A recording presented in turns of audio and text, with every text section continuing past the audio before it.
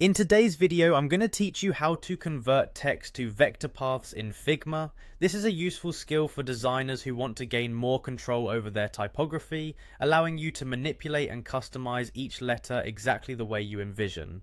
Whether you're new to Figma or brushing up your skills, let's dive into this together.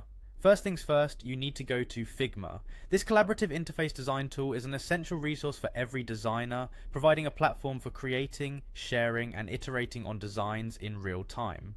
Head over to Figma's website, and you'll see the login option right on the homepage. Click on that to input your credentials and log into your account. Once you've logged in, you'll be greeted by the Figma home screen, which is essentially the hub for all your design projects. Here you can access files, projects, and teams, making it a very organized space for all your creative needs. Look for the Design button and click on it to enter your design workspace. Now it's time to start working with the text you want to convert into vector paths. Begin by selecting the piece of text within your design. Clicking on the text enables you to edit it, but you don't want to edit right now. Instead, you want to transform it.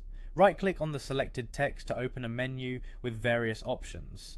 From this list, find the option labeled Outline Stroke. Selecting this will transform your text into a series of vector shapes. This process is crucial because it breaks the text into individual elements that can be adjusted to your liking. Once your text has been outlined, you'll see each character now appears as vector shapes, allowing for precise adjustments.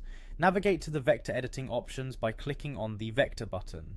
Doing so will reveal the nodes and paths of each letter, giving you the ability to manipulate and tweak each point to your preference.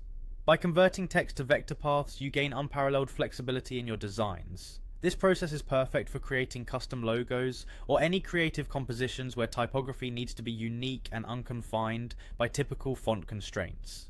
If you notice any rough edges or need to further refine your text, the vector tools allow you to gently adjust curves and points for a polished finish. That's it.